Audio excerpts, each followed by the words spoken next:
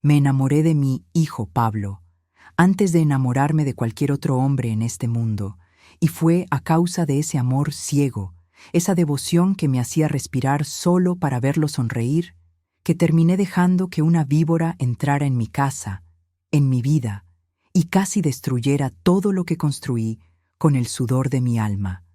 Pero antes de contarte cómo esta historia de traición y cálculo cambió mi vida para siempre y me enseñó la diferencia entre el amor verdadero y el interés podrido, ya sabes, dale a me gusta aquí, suscríbete al canal para no perderte el resto de esta saga y dime en los comentarios desde qué ciudad me estás escuchando.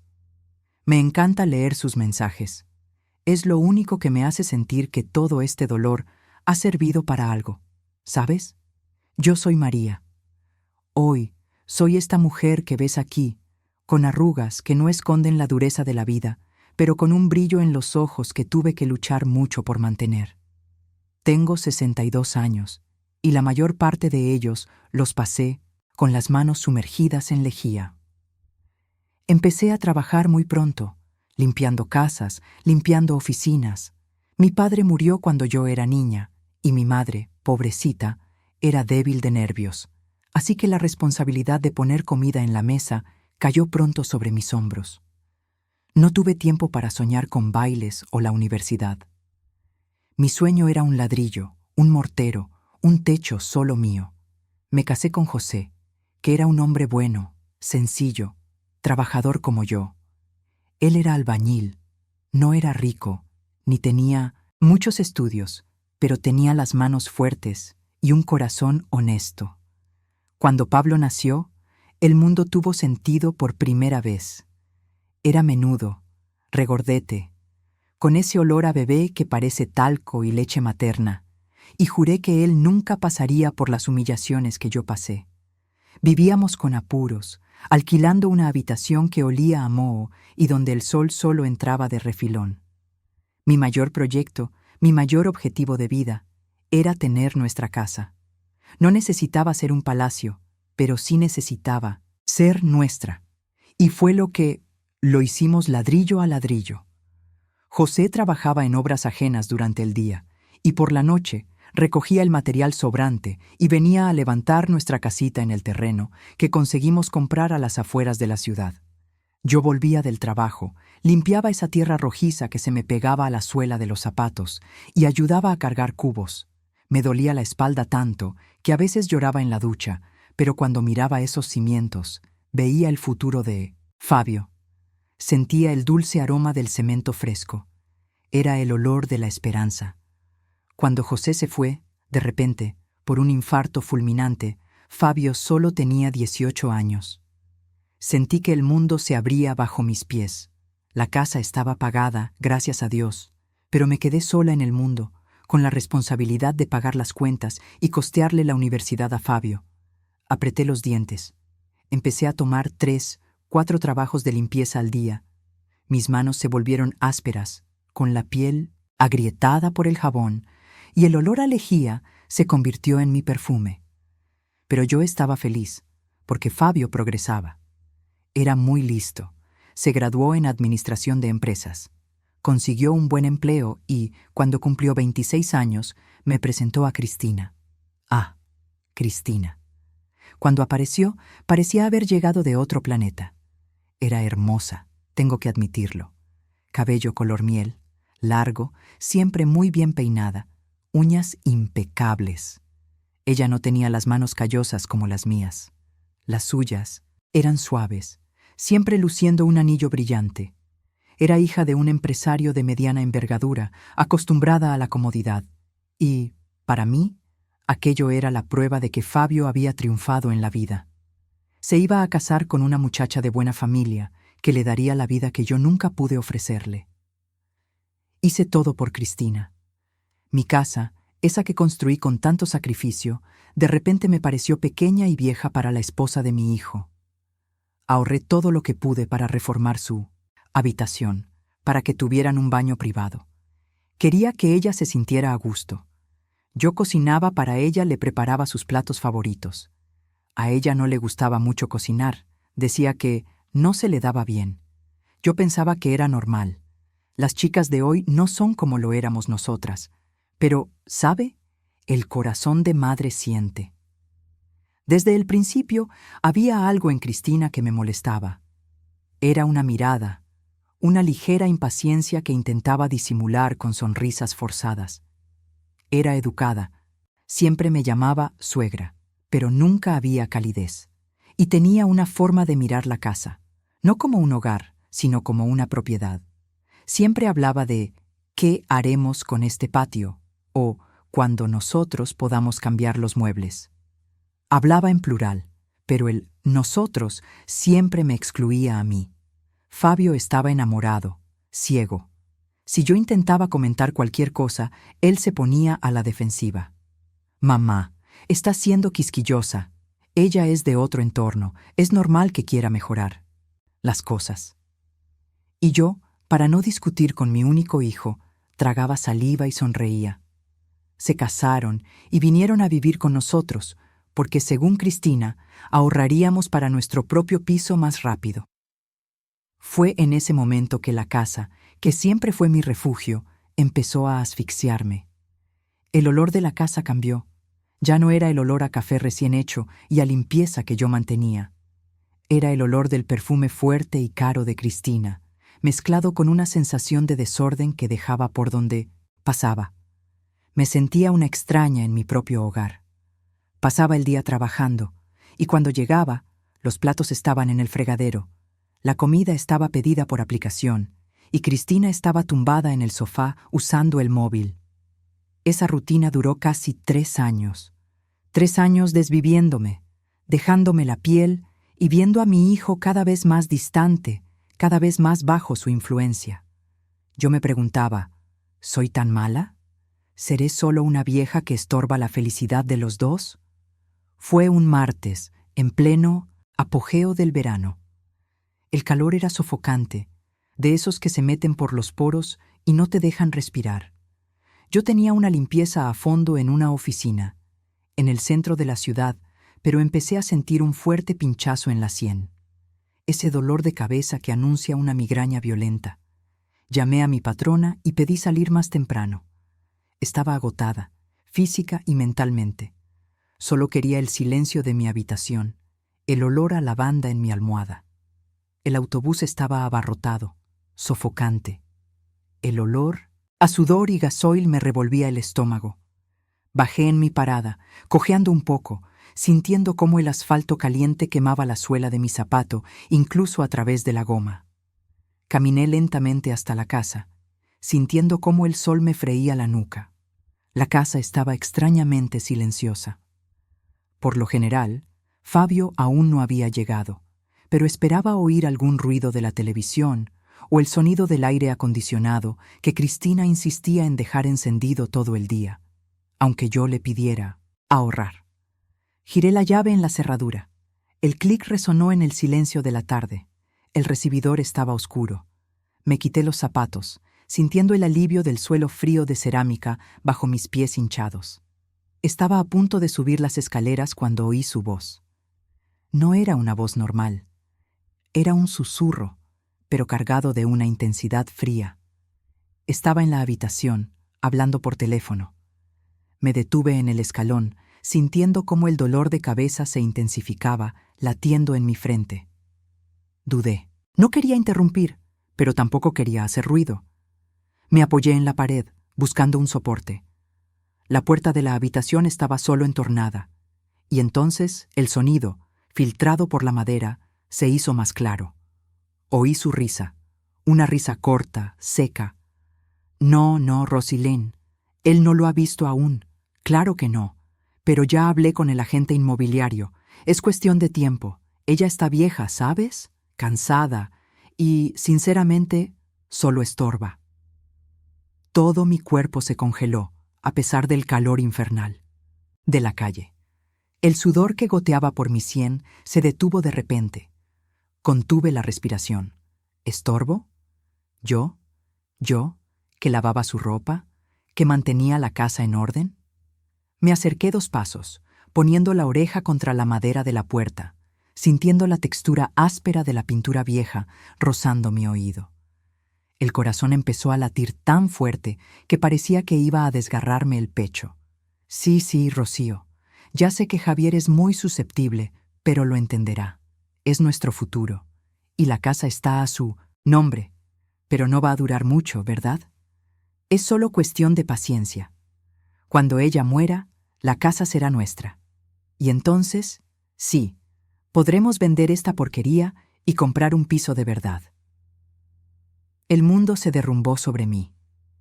No fue un derrumbe ruidoso, con escombros y polvo, sino un silencio absoluto. Era como si hubieran drenado toda la sangre de mi cuerpo. Sentí un frío glacial, proveniente de mi interior. Mis piernas temblaron tanto que tuve que sujetarme a la pared para no caer. Cuando ella muera, la casa será nuestra. La casa, mi casa, el olor a cemento fresco, los dolores de espalda, el luto por José. Todo se había convertido en una moneda de cambio, en una espera cínica. Yo no era la madre de Javier, no era la suegra de Cristina. Yo era un obstáculo, yo era una fecha de caducidad. Me alejé de la puerta, tambaleándome. La jaqueca había desaparecido, reemplazada por un vacío lacerante. Ya no sentí calor, ni dolor físico. Solo sentí el dolor de la traición, la frialdad cruel de ser calculada. No entré, no armé un escándalo. No grité. La María de antes, la ingenua, habría confrontado. Pero aquella María, que acababa de escuchar su sentencia de muerte financiera y emocional, sabía que la confrontación no era la respuesta. Lo que necesitaba ahora era silencio. Necesitaba un plan. Recuperé mis zapatos, me los calcé con las manos temblando y abrí la puerta principal de nuevo, despacio. Salí a la calle caliente, donde el sol golpeaba sin piedad. Nadie me vio marchar. Caminé sin rumbo, sintiendo el sudor frío en la espalda, pensando en aquella frase, en su risa seca. ¿Era yo vieja? ¿Cansada? Sí, pero todavía estaba viva. Y si yo era un problema, entonces me aseguraría de ser un problema muy grande. Me senté en la plaza cerca de la iglesia, mirando a los niños jugar a la pelota. Miraba mis manos, callosas, las manos que construyeron aquel hogar, y me juré a mí misma, en aquel banco de la plaza, que Cristina jamás pondría sus manos en mi ladrillo, en mi sudor, en mi sangre. Yo no sabía lo que haría, pero sabía una cosa: la guerra estaba declarada. Y en esa guerra, yo no sería la víctima. Yo sería la estratega, y fue a partir de ese día que María, la limpiadora bondadosa, murió, y nació la mujer que usted está viendo ahora. La mujer que aprendió a luchar por lo que es suyo. Y esa es solo la primera parte. Todavía tengo mucho que contarle sobre lo que hice para proteger mi legado. Miré a los niños en la plaza, pero en realidad no los veía. Yo veía el fantasma de mi marido, José, con las manos sucias de cemento, enseñando a Pablo, siendo todavía un muchacho, a asentar un ladrillo en la pared del salón. Veía el juramento que hicimos, de que aquella casa sería nuestro puerto seguro, nuestro nido, el lugar donde envejeceríamos y donde seríamos enterrados. Y ahora, ese nido estaba siendo codiciado, y yo era solo el obstáculo que tenía que caer para que el nido fuera vendido y transformado en un apartamento de verdad. La traición no era solo de Cristina. La traición era de Pablo, mi hijo. Podía estar resentido, como ella le dijo a Rocío, pero él no la detuvo. Él estaba participando en ese cálculo frío, en esa espera por mi muerte, y eso era peor que cualquier dolor físico que yo pudiera sentir. Era un agujero en el pecho, una gangrena en el alma. Pasé una hora en aquel banco de cemento, sintiendo la piel de mi espalda pegarse a la ropa mojada por el sudor. Lloré, pero no lágrimas de tristeza. Eran lágrimas de rabia, de una furia silenciosa y corrosiva. La María que perdonaba, que tragaba sapos por el bien de la familia, estaba siendo enterrada allí mismo, bajo el sol fuerte. Me levanté. Las piernas todavía me temblaban, pero la mente estaba cristalina. Si yo era la vieja cansada que estorbaba, entonces haría mi papel, de vieja con precisión quirúrgica. Volví a casa al final de la tarde, cuando la luz ya era más suave y las sombras se alargaban. Obligué a mi rostro a asumir la máscara de cansancio habitual, ese aire de quien había trabajado demasiado y solo quería una ducha y el noticiario. Entré en la casa y el olor me golpeó. Cristina había hecho palomitas de maíz con mantequilla, el olor empalagoso mezclado con su perfume dulce, que siempre me daba náuseas. Antes lo ignoraba. Ahora era el olor de la intrusa, el olor de la codicia. Cristina estaba en el salón, tirada en el sofá, viendo alguna serie ruidosa en la televisión. Llevaba puesto un camisón de seda que usaba para provocarme, lo sé, ya que nunca lo llevaba cuando Francisco estaba cerca. Ni siquiera me miró. «Llegaste, María», dijo, sin quitar los ojos de la pantalla. La voz era la misma, arrastrada, perezosa. Pero para mí, cada sílaba era veneno. «Sí, tarde, como siempre», respondí, controlando la voz para que sonara solo cansada y no cargada de odio. «El tráfico es horrible. Francisco todavía no ha llegado. ¿Vas a hacer la cena?» Me revolvió el estómago. Hacer la cena. Para la mujer que esperaba mi muerte para vender mi hogar. «No, estoy exhausta hoy. Voy a ducharme y acostarme. Hay sobras en la nevera», dije. No preguntaba, informaba. Finalmente me miró, con un ligero shock en el rostro. María nunca se negaba a cocinar. «Ah, vale, haz lo que quieras», murmuró, volviendo a la pantalla.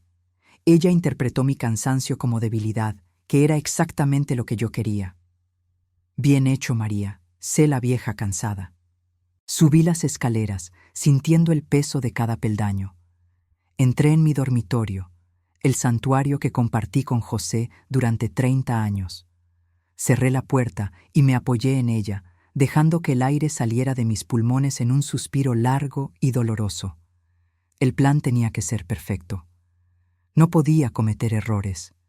Cristina era tonta en su ambición, pero era lista en la manipulación. Francisco era la pieza más débil, el eslabón que ella explotaba. Lo primero. Lo que yo necesitaba era información. Necesitaba saber si el testamento que José y yo habíamos hecho, ese que me otorgaba a mí el usufructo vitalicio de la casa y dividía la propiedad entre Fabio y mi sobrina. Sí, nunca confié del todo en mi hijo único. Seguía siendo válido. No podía ir a una notaría. Tampoco podía llamar al abogado de José. Eso levantaría sospechas inmediatas. Tomé una ducha larga, sintiendo cómo el agua caliente limpiaba el sudor, pero no la suciedad del alma. Me puse mi pijama más sencillo y me senté, en el borde de la cama. Cogí el móvil. Yo no era una persona de internet. Usaba el teléfono para llamar y enviar audios a mis amigas. Pero ahora tenía que aprender. Escribí las palabras clave, sintiendo cómo mis dedos gruesos y lentos se resbalaban en la pantalla. Usucapión de la nuera. Derechos de herencia en vida. ¿Cómo desheredar a un hijo? Era un universo de legislación fría y cruel, cuando leí que el derecho de habitación de la nuera solo existía si ella dependía del hijo. Y si el inmueble no estaba en usufructo, sentí un minúsculo alivio, pero necesitaba pruebas, documentos. Fabio llegó 1 hora después, arrastrando los pies. Vino hasta la puerta de mi habitación, dio 2 golpes vacilantes. «¿Mamá? ¿Estás despierta?» Abrí la puerta. Tenía esa cara de haber tenido un mal día en la oficina de contabilidad. Me dio un beso rápido en la frente, con olor a cerveza aguada y estrés. «Hola, hijo. Sí, solo tengo dolor de cabeza. El día fue agotador». «Ah, sí. Cristina me dijo que estabas cansada. ¿Quieres un analgésico?» La forma en que repetía sus palabras, la forma en que aceptaba su narrativa sin cuestionar. Eso me causó una punzada de desesperación. No era malo, era débil, y esa debilidad me costaría la casa. «No, cariño. Ya tomé uno. Gracias. ¿Cómo te fue? Empezó a quejarse del jefe, de los números. Lo escuché con una paciencia forzada. Yo observaba la forma de su nariz, que era exactamente igual a la de José, y sentía la náusea de la traición. Este hombre, mi hijo, estaba esperando que yo muriera. Interrumpí su queja con una pregunta casual que ensayé durante 10 minutos en la ducha. Pablo, ¿te acuerdas? ¿Dónde guardaba José aquellos documentos de la casa? ¿Aquellas carpetas azules? Él frunció el ceño. ¿Documentos? Ay, madre, esos papeles viejos. Creo que están en la caja del sótano. ¿Por qué? Solo curiosidad. Estaba pensando en organizar un poco. Ya sabes cómo es, la vejez. Uno empieza a pensar en estas cosas de papeleo. Él se rió, una risa tonta, condescendiente. No te preocupes por eso, madre. Cuando llegue la hora, yo me encargo de todo. Está todo en orden. Está todo en orden. Estaba tan seguro, tan convencido de que él y Cristina tenían la situación bajo control. Claro, hijo, confío en ti, dije, y la mentira me quemó la garganta. Pero es bueno saber dónde están. Si necesitas algo, me avisas. Descuida. Buenas noches, madre. Cerré la puerta y mi corazón empezó a acelerarse. El sótano. El sótano era mi siguiente paso. Necesitaba los documentos para actuar. Necesitaba saber los detalles de la propiedad. Pero no podía bajar allí en medio de la noche. La casa era vieja y el suelo de madera crujía. Cristina tenía el sueño ligero. A la mañana siguiente me desperté con una determinación de hierro. Hice el café como siempre, pero esta vez no me senté a la mesa con ellos. Preparé mi propia taza, me senté en la encimera de la cocina y observé. Cristina estaba refunfuñando sobre el trabajo y quejándose de que el pan estaba duro. Pablo estaba leyendo el periódico, evitando la confrontación. Eran un retrato de la clase media insatisfecha, viviendo de mi trabajo y bajo mi techo. Necesitaba una distracción, y sabía exactamente cuál sería.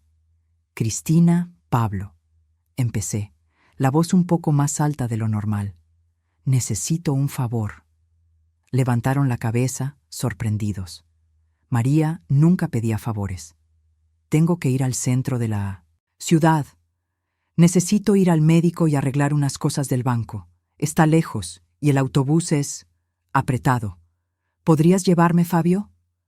Fabio suspiró, listo para decir no. Ay, mamá, mi horario de trabajo empieza temprano.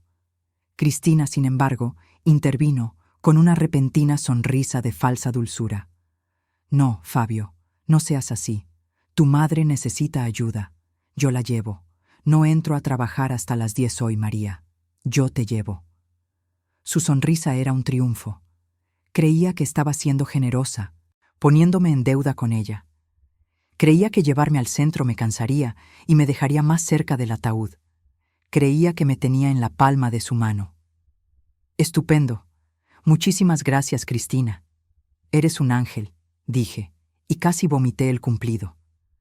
Cuando volvamos voy a necesitar ayuda para bajar unas cajas viejas del sótano. Quiero limpiar ese desorden hoy. Hace años que no toco eso. Cristina puso los ojos en blanco disimuladamente. Limpiar el sótano era su peor pesadilla. Ay, María. ¿En serio? ¿Por qué no esperas a Fabio? Él puede ayudarte el fin de semana. No. Quiero hacerlo hoy. Si puedes ayudarme a bajar las cajas, te lo agradezco. Solo las más ligeras. No quiero molestar a Fabio el fin de semana. La estaba manipulando para que me dejara en paz en el sótano. Ella jamás querría bajar allí. Era oscuro, polvoriento y olía a moho. Me ayudaría a llevar las cajas hasta la puerta del sótano y me dejaría sola. El paseo en coche fue una tortura. Cristina conducía demasiado rápido, quejándose del calor y de la música alta en la radio. La observaba por el rabillo del ojo, la forma en que movía la mano, gesticulando en el volante. Su uña estaba astillada. Un pequeño detalle, pero comencé a registrarlo todo. Cada fallo, cada irritación. En la consulta médica, una visita falsa que reservé la semana anterior para tener una coartada, aproveché el tiempo para llamar a mi amiga Marita, que era secretaria en la notaría desde hacía 30 años. Marita, querida mía, necesito información urgente. ¿Puedes ayudarme sin que nadie lo sepa? Marita, leal y discreta, me dio la confirmación que necesitaba. El testamento de José estaba intacto. La casa era mía, usufructo vitalicio. Y si yo moría, Fabio y mi sobrina heredarían a partes iguales. Cristina no tenía derecho a nada, salvo la vivienda mientras estuviera casada con Fabio. La información fue una inyección de adrenalina. Estaban esperando a que yo muriera para vender algo que no podían vender mientras yo estuviera viva. Y yo tenía el poder de cambiar el testamento en cualquier momento. Volvimos a casa a media tarde. El olor a casa cerrada me golpeó de nuevo. Cristina estaba visiblemente irritada por haber pasado la mañana conmigo. Listo, María. Misión cumplida.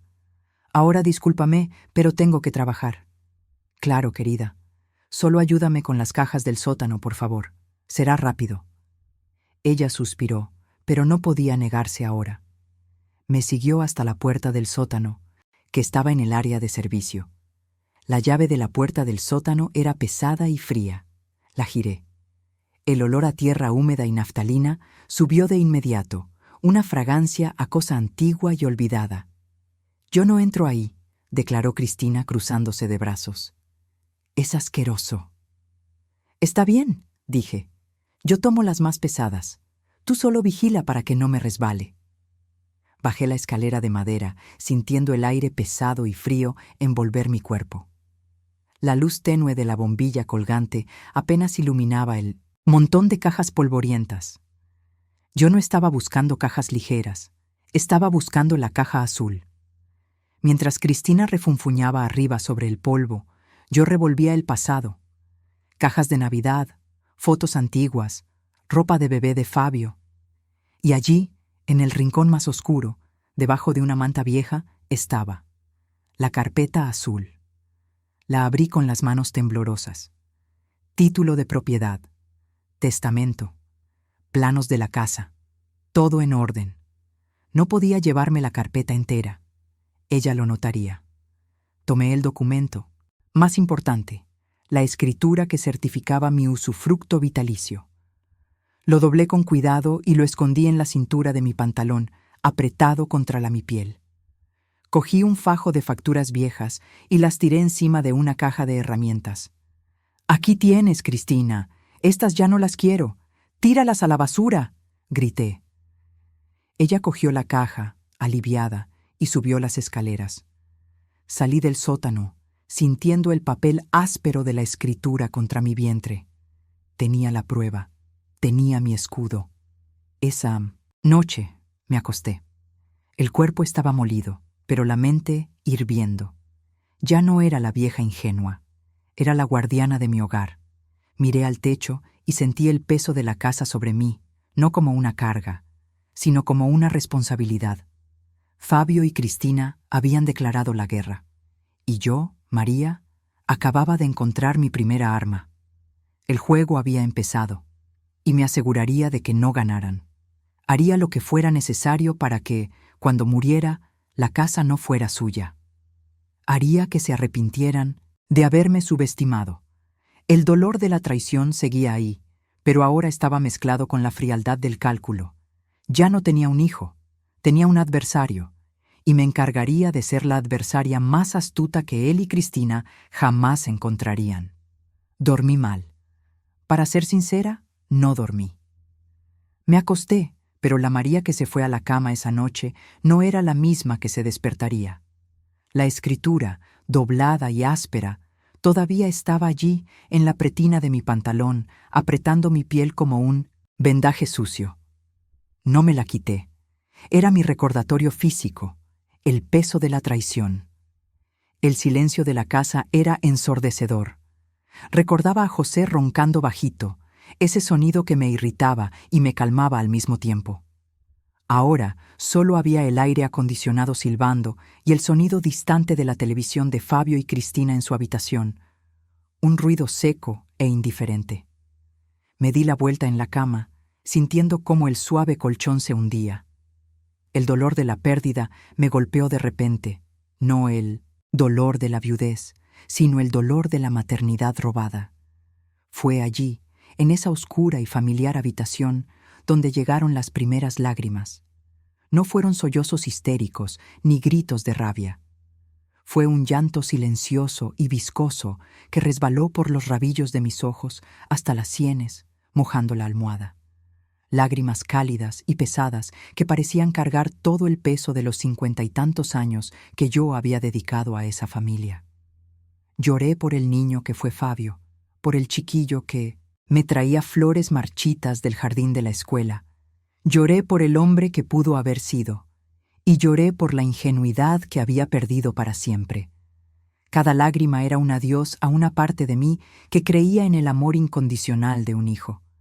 Cuando el sol empezó a filtrarse por las rendijas de la persiana, yo estaba exhausta, pero limpia. La tristeza estaba ahí, alojada en mi pecho como un nudo duro, pero la niebla de la negación se había disipado. Me levanté, tomé una ducha fría para despertar el cuerpo adormecido y me puse la armadura. Un vestido sencillo, pero bien planchado, y el rostro sin maquillaje, pero firme. Bajé a la cocina. Me recibió el olor a pan del día anterior, mezclado con el café fuerte que yo misma preparaba. Fabio ya estaba en la mesa, leyendo el periódico, lo cual era atípico. Por lo general, se saltaba el desayuno. «Buenos días, madre», dijo él, sin apartar los ojos del papel. Su voz era monótona. «Buenos días, Fabio». Cristina entró poco, después vistiendo un batín de seda que se deslizaba por su cuerpo. Estaba radiante, con ese brillo en los ojos que tiene la gente cuando cree que tiene el control. «María, qué bien verte dispuesta. Esa visita al médico te ha sentado bien», dijo ella, con una sonrisa de demasiados dientes. Me senté a la mesa. El café bajó amargo. La observé, ladeando la cabeza ligeramente, como un pájaro que estudia al gusano. «Sí, me ha sentado bien, querida. Por cierto, me acordé de algo importante mientras esperaba. Estaba pensando en lo frágiles que son las cosas, ¿verdad? La vida. Y José siempre fue tan organizado con los papeles. Ni siquiera sé si actualizó el testamento después de que reformáramos la cocina hace unos 10 años. El silencio cayó como una guillotina. Fabio dejó de leer el periódico. Cristina, que estaba a punto mientras sorbía su zumo de naranja, se quedó paralizado con el vaso a medio camino de la boca. «¿Por qué la pregunta, mamá?», preguntó Fabián, con una cautela que rozaba el pánico. «¡Ay, tonterías!», dije, removiendo el azúcar de mi café lentamente. «Solo una preocupación de vieja. Ya sabes cómo es. No quiero dejar nada pendiente para que ustedes lo resuelvan. Después de todo, esta casa es grande. Dará un trabajo inmenso a quien la herede, ¿verdad?». Cristina recuperó la compostura primero, forzando una risa ligera y aguda. «Ay, María, qué horror. No hables de herencias. Vas a vivir hasta los 100 años, estoy segura». «Pero sí, papá». José era muy organizado. «Creo que todo está en orden. Fabián, ¿no recuerdas haber visto algo en la caja fuerte?». Fabián evitó mi mirada. «No, no toqué sus cosas, Cristina. Es mejor que no nos preocupemos por eso ahora. Mamá está aquí, sana». Usó la palabra sana con un énfasis extraño, casi como un desafío. Sonreí, una sonrisa que no llegaba a mis ojos. «Sí, Fabián, sana. Pero soy precavida. Pensé en llamar a la notaría, solo para comprobar si el testamento está realmente en orden. Es un servicio rápido, Maribel, mi amiga, me ayuda siempre». El nombre Maribel golpeó a Cristina como un tiro. Si Maribel, la secretaria de la notaría, estaba involucrada, sabían que yo tenía acceso directo a la verdad. El pavor destelló en sus ojos antes de que pudiera disimularlo. «No tienes que molestarte con eso, María. Deja que llame yo a nuestro abogado», se ofreció Cristina apresuradamente. «No, querida», la interrumpí, con voz firme. «No necesito abogado, necesito información, y Maribel me la da sin cobrar. Y, además, es mi voluntad lo que está ahí. Yo misma lo resuelvo, pero gracias por la preocupación. Terminé mi café, sintiendo el ardor del líquido caliente en mi garganta. Esa mañana, yo había plantado una semilla de duda y miedo en ellos. Sabían que me estaba moviendo. Ese día, comencé mi vigilancia. La casa, que siempre fue que era un refugio, se había convertido en un campo de batalla minado. La primera señal de peligro llegó al caer la tarde.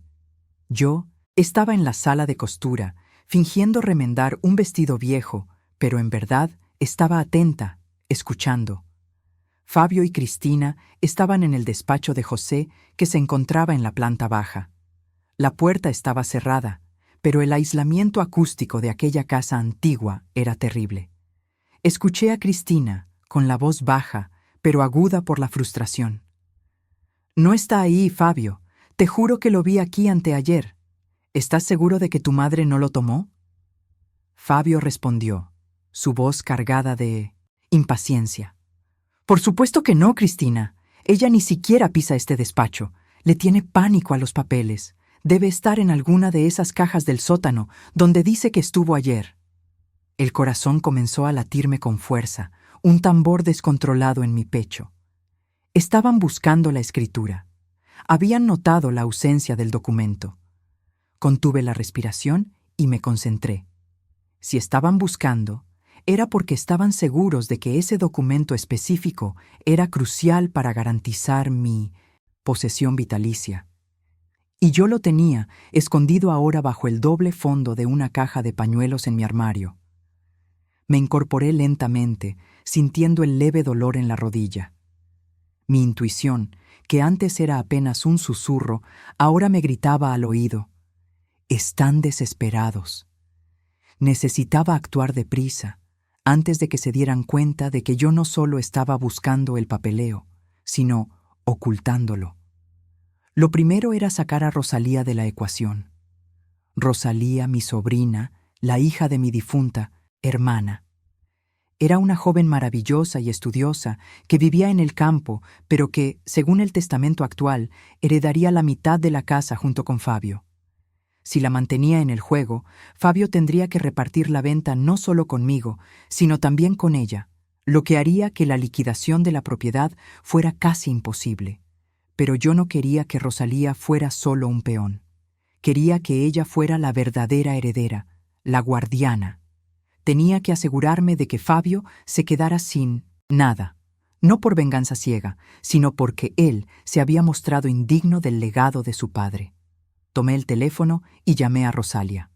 Su voz era fresca y alegre. «Tía María, qué grata sorpresa. ¿Cómo estás?» «Estoy bien, mi flor. Pero te echo de menos, y estoy mayor, Rosalia, pensando en muchas cosas. Tenía muchas ganas de verte.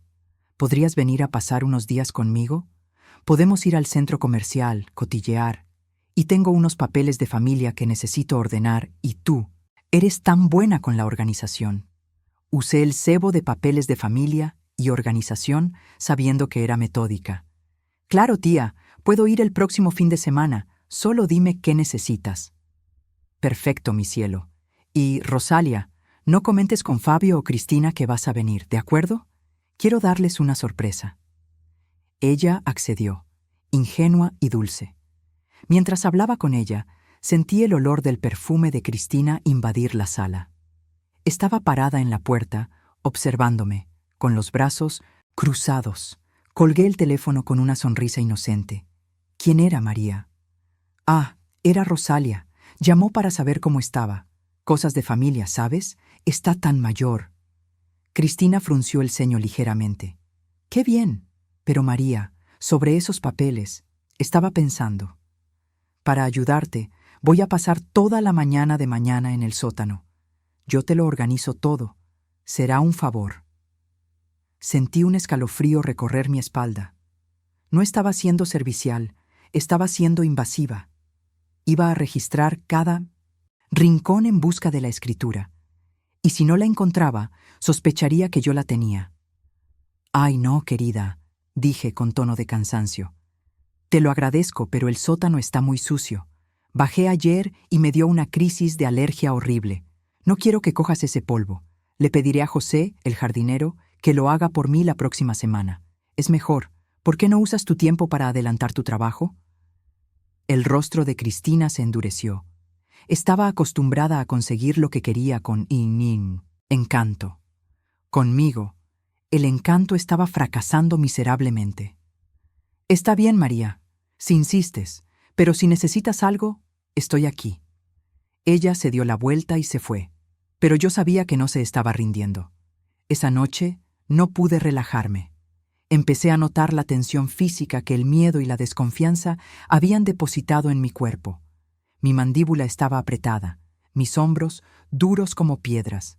Empecé a tener dificultad para tragar, una náusea constante. Era mi cuerpo advirtiéndome del peligro incesante. Necesitaba un plan a prueba de fallos. Mi primera línea de defensa era el escondite físico de la escritura. La segunda era la modificación legal del testamento. Y la tercera, y la más importante, era desenmascararlos de una forma que Javier no pudiera negar. Fui a la cocina en mitad de la noche para beber agua. La luz del frigorífico iluminó la encimera de mármol. Mientras bebía, mis ojos cayeron sobre la cesta de frutas. Había una manzana roja brillante. Recordé la conversación que escuché por teléfono. Cuando ella muera, la casa es nuestra. El veneno no estaba en la manzana, estaba en mi propio hijo. Y yo, la madre, tendría que ser la serpiente ahora, para sobrevivir. Llamé a Marita de nuevo, usando mi móvil antiguo, el que ni siquiera sabían que tenía. Había comprado el aparato hacía años, para emergencias. Era mi teléfono secreto. Marita, amiga mía, necesito un favor inmenso. Necesito un modelo de testamento, no para firmar ahora, sino para ver las cláusulas. Y necesito el nombre de un buen abogado, alguien que sea discreto y que nadie en la ciudad conozca. Marita dudó. María, ¿estás bien? Pareces preocupada. Estoy estupenda, querida. Solo estoy organizando mi vida. Y quiero un abogado que no sea amigo de nadie, un nombre nuevo. Si puedes conseguirme eso, te llamo mañana para concertar un almuerzo. Y por favor, no comentes con absolutamente nadie que te he llamado. Marita, sintiendo la urgencia y la seriedad en mi voz, prometió. Ayudar. Volví a la habitación. Necesitaba poner las cartas sobre la mesa. Haría lo que fuera necesario para proteger mi hogar, la memoria de José y, principalmente, mi propia dignidad. Fabio y Cristina habían contado con mi muerte. Yo haría que contaran con mi astucia. Me acosté, pero no para dormir. Me acosté para calcular. El juego tenía reglas claras. Ellos querían la casa. Yo quería que se quedaran sin nada. Y la única manera de garantizar esto era sacando a Fabio de la línea de sucesión. El peso de la decisión era abrumador. Modificar un testamento significaba declarar a Fabio muerto para mí, legal y emocionalmente. Pero él ya se había declarado así cuando me deseó muerta. La frialdad del cálculo me envolvió. Ya no tenía un hijo al que amar. Tenía un problema que resolver. Y lo resolvería con la misma precisión y afecto que usé para criar al monstruo en el que se convirtió. Convertiría a Rosalía en la única heredera. Y lo haría en silencio, sin que Fabio y Cristina lo supieran hasta que fuera demasiado tarde. Empecé a trazar la agenda mentalmente. Rosalía, Marita, el abogado desconocido. La próxima semana sería mi ofensiva silenciosa. Yo era la anciana que subestimaban, e iban a pagar caro por ello.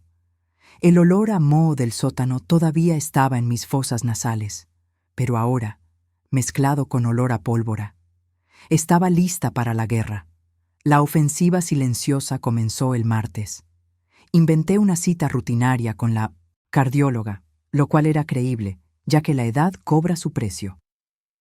Fabio y Cristina apenas levantaron la cabeza de la tableta cuando anuncié que pasaría la mañana fuera. Su indiferencia era mi mayor arma.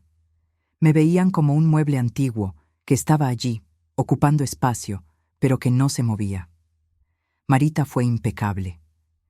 Me dio el contacto del doctor Alcázar, un abogado de familia que trabajaba en un barrio apartado, lejos de los círculos sociales de Fabio. Era un hombre serio, con la piel arrugada como pergamino antiguo, pero sus ojos eran vivos y perspicaces. Concerté la reunión para el miércoles por la mañana. Necesitaba a Rosalía a mi lado, no solo como testigo, sino para que entendiera la seriedad de lo que estaba sucediendo. La llamé desde mi móvil secreto, pidiéndole que se reuniera conmigo en la oficina del doctor Alcántara, sin mencionar el motivo. «Mamá, ¿por qué tanta discreción?» «Parece cosa de película de espías», bromeó Rosalía, pero sentí la aprensión en su voz. «Es serio, Rosy. Se trata de la casa. Solo ven. Y por favor, no les digas a Fabián ni a Cristina que nos hemos visto. Es esencial», dije, sin dar espacio a preguntas.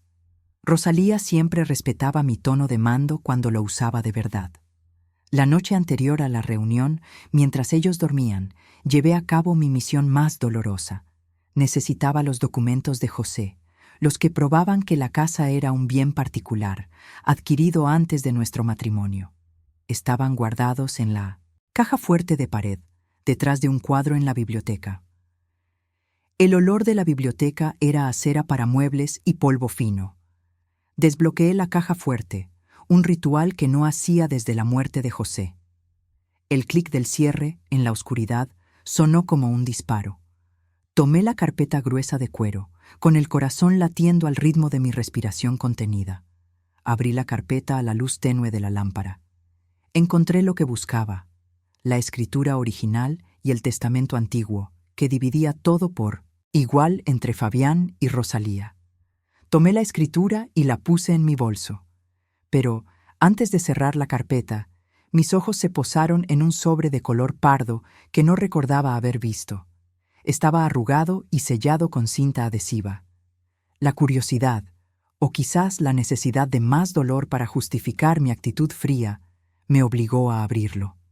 Dentro no había dinero ni joyas. Había una serie de papeles grapados y una carta manuscrita por José. Me senté en el sillón de cuero y comencé a leer la caligrafía firme de mi difunto marido.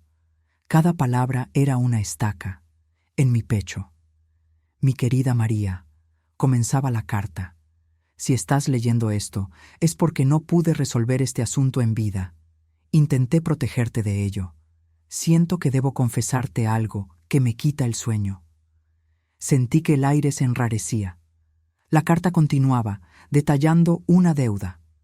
Fabio, hacía 5 años, se había metido en un esquema financiero desastroso, mintiendo que era una inversión de alto rendimiento. Necesitaba 300.000 euros urgentemente para cubrir el desfalco. José, temiendo el escándalo y la ruina de la reputación de su hijo, pagó la deuda. Me lo imploró María. Dijo que era la última vez, que había aprendido la lección. Yo accedí con la condición de que me firmara un reconocimiento de deuda, prometiendo pagarme el valor íntegro en 3 años, sin decirte nada a ti, para no preocuparte. Firmó, llorando y abrazándome. Busqué el acuerdo. Estaba allí, la firma de Fabio, fuerte y clara.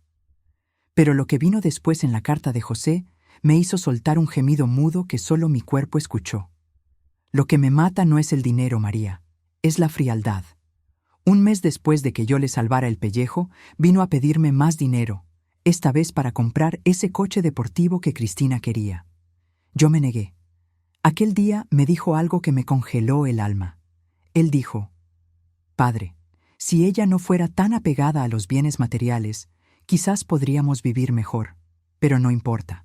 La casa vale más que esa migaja. Cuando sea el momento, lo resolvemos». No podía respirar. Tenía la garganta cerrada, los ojos me ardían, pero sin lágrimas. No era la casa lo que valía más, era mi muerte. Él estaba contando con mi muerte desde entonces. Él y Cristina no solo eran ambiciosos, eran parásitos calculadores, explotando la bondad de José y ahora la mía. El reconocimiento de deuda nunca fue honrado. José, al final de la carta, confesaba que la presión y la traición de Fabio, contribuyeron a su primer ataque cardíaco meses después. Cerré el sobre. El olor a papel viejo ahora tenía el olor agrio del vinagre, el sabor amargo de la traición que me subía por la garganta. No tenía un hijo a quien desheredar. Tenía un ladrón emocional que había matado al padre y ahora esperaba a que la madre muriera. Volví a meter el sobre en la carpeta, pero la carta de José y el reconocimiento de deuda los guardé conmigo, doblados en el bolsillo de mi pijama. Esa era mi munición final. A la mañana siguiente, Rosalía y yo nos reunimos con el doctor Alcázar. Su despacho era discreto, revestido de madera oscura, con un olor a café fuerte y libros antiguos. Rosalía escuchó en silencio mientras yo explicaba la situación de forma legal y fría, omitiendo solo la parte de la carta de José. Hablé sobre la desconfianza, el audio que había escuchado, el comportamiento depredador de ellos. «Quiero un Nuevo Testamento, doctor Alcázar», dije, con la voz sorprendentemente estable, «donde declaro a Rosalia la única heredera de la casa y de todos mis bienes. Fabio no recibirá nada, y quiero que sea irrevocable». Rosalia, que estaba pálida, finalmente intervino. «Mamá, esto es demasiado drástico. Fabio es mi hermano. No quiero que se quede en la calle». «Él no se quedará en la calle, Rosalia», respondí, mirándola con una intensidad que la hizo retroceder un poco. «Tiene medios para sobrevivir, pero no tendrá mi hogar, ni mi perdón. Él escogió un camino, y la consecuencia es esta». El doctor Alcázar, profesional, solo tomaba notas. «Señora María, para evitar impugnaciones futuras, necesitamos una justificación robusta. ¿Tiene usted pruebas de que él actuó contra sus intereses o los de su difunto marido?» Fue el momento de sacar la munición. Saqué el reconocimiento de deuda y la carta de José de mi bolsillo. Se los entregué al abogado, que leyó en silencio, con la expresión neutra. Cuando terminó, miró a Rosalia, que ya estaba leyendo la copia del documento que yo había sacado. Las lágrimas de Rosalia cayeron sobre el papel. No lloraba por la pérdida del dinero, sino por la pérdida del hermano que ella pensaba que existía. «Madre, Dios mío, papá nunca me dijo nada», susurró con la voz quebrada. «Tu padre estaba intentando protegerlo, Rosy. Yo me estoy protegiendo a mí misma», dije. El doctor Alonso estuvo de acuerdo. Con este historial de fraude y la confesión de deuda incumplida, la exclusión del heredero es totalmente justificable en caso de impugnación. Podemos proceder de inmediato. Firmamos los documentos. Rosalia era la única beneficiaria. Al salir de la oficina, sentí que un peso abandonaba mis hombros, pero un vacío terrible ocupó su lugar. Yo había resuelto el problema legal, pero la herida emocional estaba abierta. Sabía que el enfrentamiento vendría. Fabio y Cristina, al darse cuenta de que estaba actuando de forma independiente, aumentarían la presión. Yo necesitaba esperar el momento justo, el momento en que la revelación fuera más devastadora. La oportunidad llegó el viernes. Fabio llegó a casa más temprano, quejándose del tráfico. Él estaba en la cocina, abriendo una cerveza, y Cristina estaba en el salón, viendo alguna tontería en la televisión. El olor a lúpulo se mezcló con el olor a cera que yo intentaba mantener en la casa. Entré en la cocina, sosteniendo el sobre marrón de José en la mano.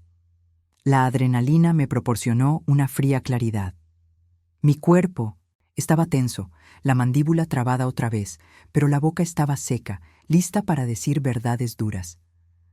«Fabio, ¿podemos hablar?» «Ahora», dije sin rodeos. Apenas me miró, tomando el vaso helado. «Claro, mamá. ¿Qué pasa? ¿José, el jardinero, ya ha arreglado el sótano?» «No se trata del sótano», respondí, y mi voz salió más alta de lo que esperaba. Cristina lo escuchó y se acercó al umbral de la puerta, olfateando el drama. «Se trata de tu padre». La mención de José hizo que Fabio se detuviera. Me miró finalmente. «¿Qué pasa con papá? ¿Estás extraña estos días, mamá?» No levanté la voz, pero cada palabra era un fragmento de cristal. Encontré el documento de reconocimiento de deuda, Fabio. Los 300.000 euros que tu padre pagó para limpiar tu desastre hace 5 años atrás. Él lo guardó todo, incluso la carta donde decía que nunca lo habías devuelto. El vaso de cerveza se le resbaló de las manos a Fabio y se hizo añicos contra el suelo de mármol blanco. El sonido del cristal al romperse fue ensordecedor. El líquido dorado y espumoso manchó el piso. Cristina corrió hacia Fabio. «¿Qué es esto, María? ¿Qué historia es esta?» «Cállate, Cristina. Esto es entre mi hijo y yo», dije sin apartar la mirada de Fabio, que estaba paralizado. Su rostro se puso rojo, luego blanco. «Mamá, yo iba a pagar. Tuve unos problemas. No es justo que saques esto ahora». «¿Que no es justo que saque esto ahora?» Me reí, un sonido seco, sin alegría. «Tu padre murió. Con este secreto, Fabio. Murió por el peso de tu traición y de tu avaricia». Me incliné, apoyando las manos en la encimera de mármol frío. «Y eso no es todo. También escuché a tu esposa, Fabio. La oí por teléfono, diciéndole claramente a una amiga: cuando ella se muera, la casa es nuestra». El silencio que siguió fue más pesado que cualquier grito. Fabio intentó reaccionar, la negación surgiendo primero, automática, como un reflejo. «Estás delirando, mamá. Estás vieja. Te estás volviendo loca. Cristina jamás diría eso. Estás inventando cosas porque no quieres que Cris y yo tengamos un futuro». Intentó acercarse, quizás para intimidarme. «No te atrevas a tocarme», le ordené, levantando la mano. Mi voz temblaba por el agotamiento, pero la autoridad era inquebrantable. «No estoy delirando. Lo oí con mis propios oídos, y la prueba de que nunca te ha importado nada más que mi dinero está aquí. Mentiste, robaste, deseaste mi muerte». Tiré el sobre de papel pardo encima de la mesa. Fabio no se atrevió a tocarlo. «No eres mi hijo, Fabio. Eres la deshonra que José intentó ocultar, y ni tú ni Cristina verán un céntimo de esta casa». Cristina, recuperando la compostura, intentó su último haz de manipulación. «María, no puedes hacer esto. Fabio es tu único hijo varón. Tú. No puedes desheredarlo. Eso es crueldad. Rosalia te va a dejar en la estacada». La miré, a la mujer que había intentado enterrarme viva. «Ya lo hice», dije, con una satisfacción fría. El miércoles firmé un nuevo testamento. El doctor Aznar se encargó de todo. Esta casa, cada mueble, cada céntimo que me queda, pertenece a Rosalia. Tú y Fabio están fuera, totalmente fuera. Cuando muera, no tendrán derecho ni siquiera a un vaso de agua. La expresión en el rostro de Fabio pasó de la rabia al pánico absoluto. La conmoción por la pérdida era palpable. Había contado tanto con la herencia que la realidad de ser excluido parecía físicamente dolorosa para él. «No puedes hacer esto. Lo voy a impugnar. No tienes pruebas», gritó, señalando el sobre.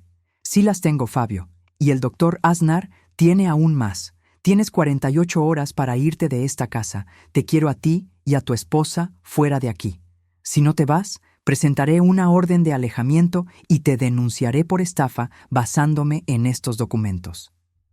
La amenaza legal, la mención de José y el peso de mi determinación lo desarmaron. Sabía que yo hablaba en serio. Vio en mis ojos que la madre, cariñosa, había desaparecido, reemplazada por una jueza implacable. «Te vas a arrepentir de esto, María. Soy tu hijo», dijo, con la voz llena de odio. «Fuiste mi hijo», lo corregí. «Ahora eres solo un extraño que rompió mi vaso y ensució mi cocina. Vete, recojan sus cosas. Ahora». Me di la vuelta y salí de la cocina, dejándolos en medio de los cristales rotos y la cerveza derramada. Fui a mi habitación, cerré la puerta y me permití un momento de colapso. Mi cuerpo temblaba, incontrolablemente. La náusea que había estado sintiendo finalmente se manifestó, y corrí al baño, vaciando el estómago. Había ganado la guerra, pero el costo era alto. Estaba sola, con el cuerpo dolorido. pero el alma limpia. Había hecho justicia por José y por mí. Mientras me limpiaba la boca y miraba mi reflejo en el espejo, vi a una mujer devastada, pero que seguía viva. Ellos querían que yo muriera, pero yo estaba más viva que nunca. Y ahora, la casa estaba a salvo. Rosilyn estaba protegida.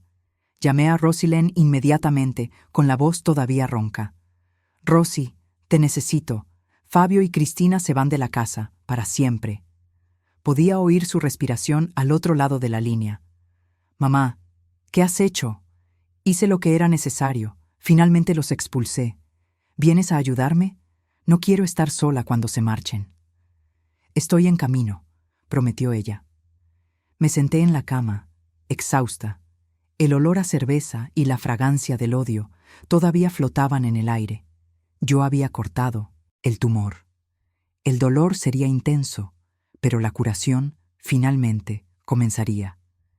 Yo estaba lista para el silencio que vendría después de la tormenta.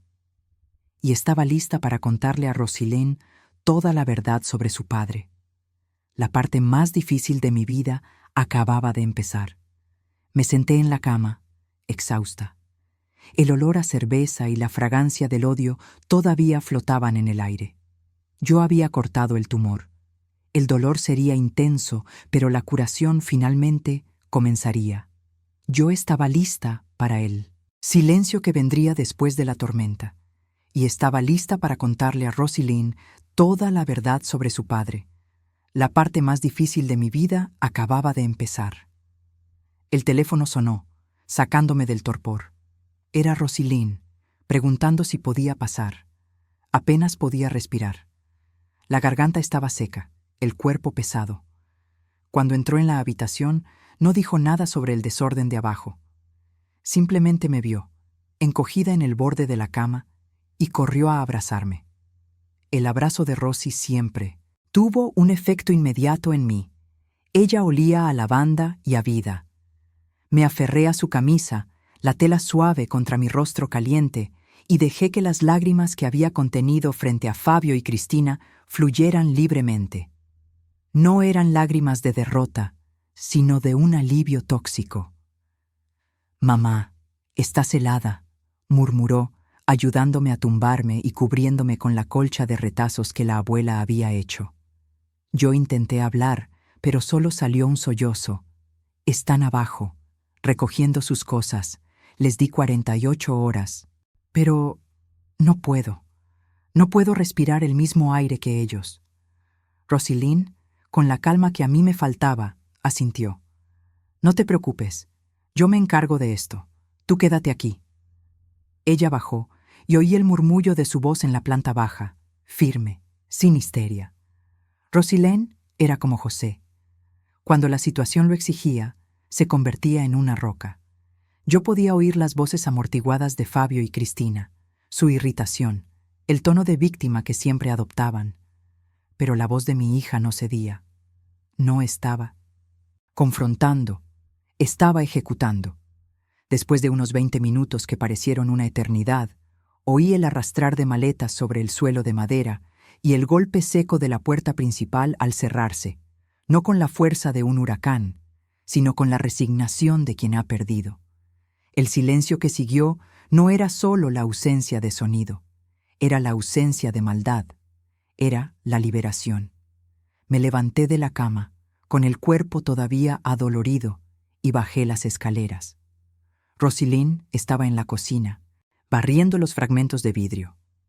El olor agrio de la cerveza estaba siendo combatido con un paño húmedo y detergente. «Se han ido», dijo ella sin mirarme. Fabio intentó decir que volvería con el abogado. Le dije que, si volvía a pisar esta propiedad, llamaría a la policía por allanamiento de morada. Él dudó. Sabe que le perdimos el miedo.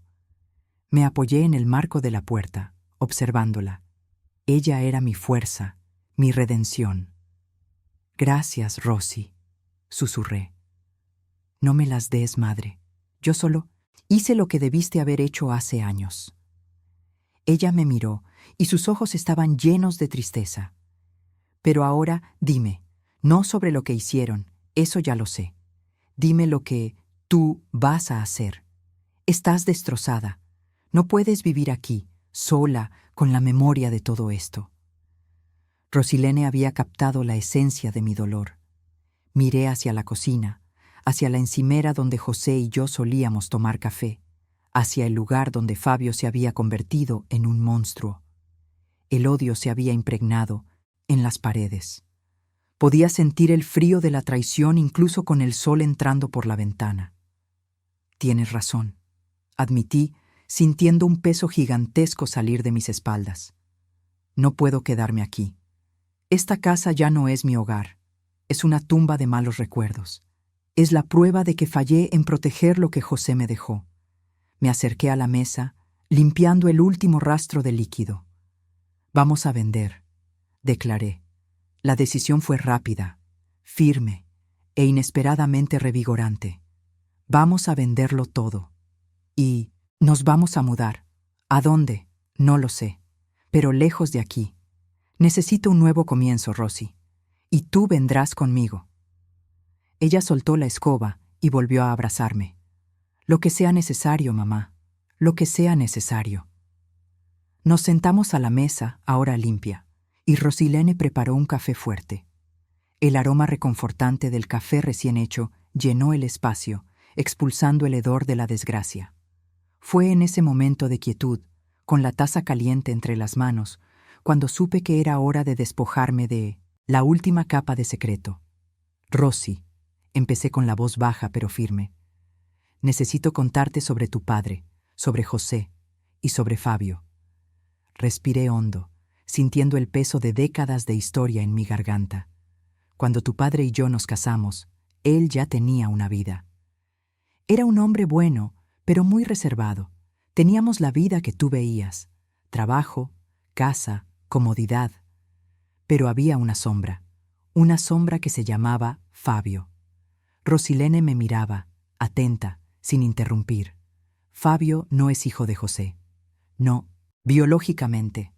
Fabio sí es hijo de José, pero de una relación que tuvo antes de conocerme, con una mujer que lo abandonó cuando era bebé.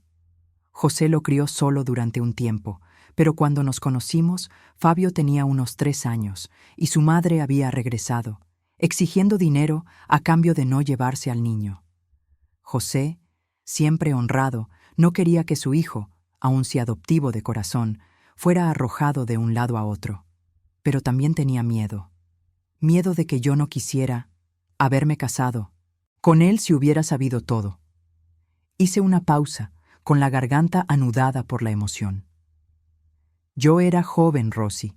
Era celosa e insegura. José sabía que lo amaba, pero temía que la verdad sobre Fabio y el vínculo eterno con esa otra mujer a través de la pensión y el chantaje emocional fuera a separarnos. Así que tomó una decisión terrible.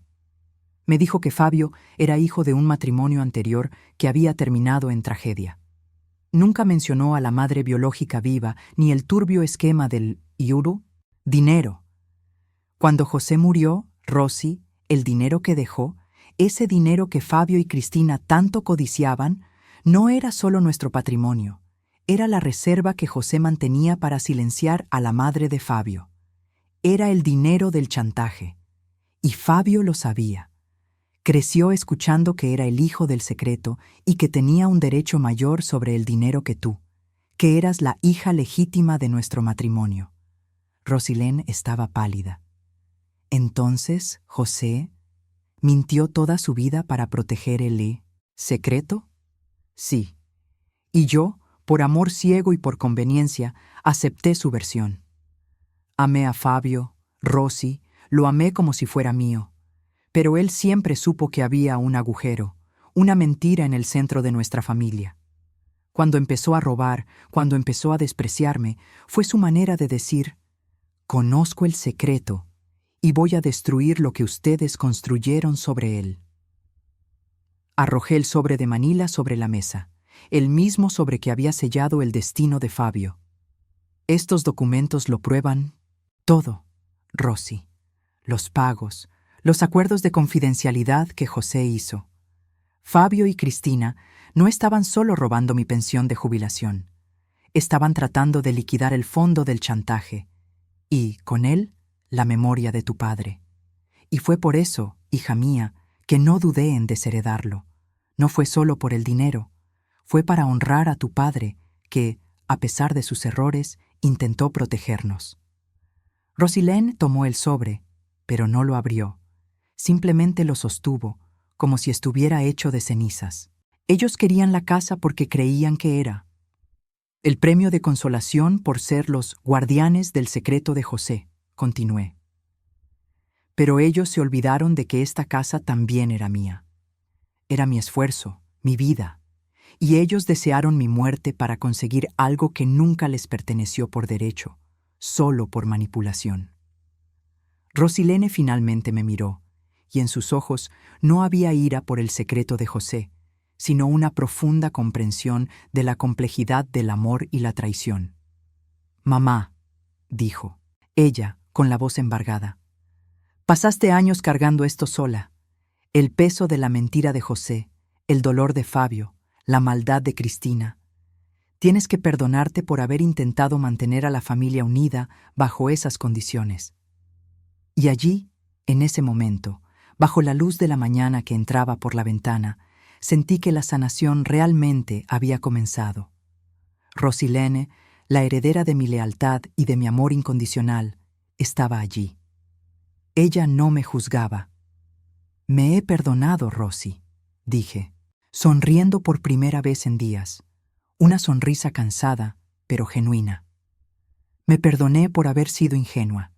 Me perdoné por haber amado a Fabio, incluso siendo él la desgracia. Y me perdoné por haber tardado tanto en expulsar el mal de mi vida. La decisión de vender la casa no era solo práctica, era filosófica. Necesitaba desmantelar el escenario donde la tragedia había ocurrido. Ya no podía ser la María que vivía bajo el miedo de la exposición o bajo la obligación de la maternidad tóxica. Necesitaba ser solo María, la mujer que sobrevivió. «Vamos a hacer un nuevo testamento, Rosy», anuncié. «Con el dinero de la casa compraremos un lugar más pequeño, quizás en la playa. Siempre quise sentir el olor a sal por la mañana, y el resto del dinero será tuyo. Vas a invertir, vas a viajar, vas a vivir la vida que yo no pude vivir, libre de secretos». Rosilene lloró, pero eran lágrimas de esperanza. La vida, Rosy, me enseñó una cosa en los últimos meses. La familia no se define por la sangre derramada, sino por la lealtad mantenida. Te perdí por un tiempo porque estaba demasiado ocupada, intentando salvar un matrimonio muerto y a un hijo que no quería ser salvado. Pero ahora solo estamos nosotras, y eso es más que suficiente. Ya no soy la vieja María, la viuda rica e ingenua. Soy la superviviente. Y mi legado no será esta casa llena de fantasmas, sino la libertad que he reconquistado. Levanté mi taza de café y Rosalía levantó la suya. «Por el futuro», dije, sintiendo el calor del café bajar por mi garganta y calentar un alma que había estado fría durante mucho tiempo. «Por un futuro sin mentiras». El silencio en la casa era ahora mi aliado. Era un silencio que olía a detergente, a café y por primera vez en décadas, a paz. Tenía 62 años y estaba comenzando mi vida. La María que ven hoy, fuerte y resuelta, nació en aquellos escombros, entre el cristal roto y la dolorosa confesión. Y apenas podía esperar a ver lo que haría esta nueva María. Estaba lista para el olor a mar,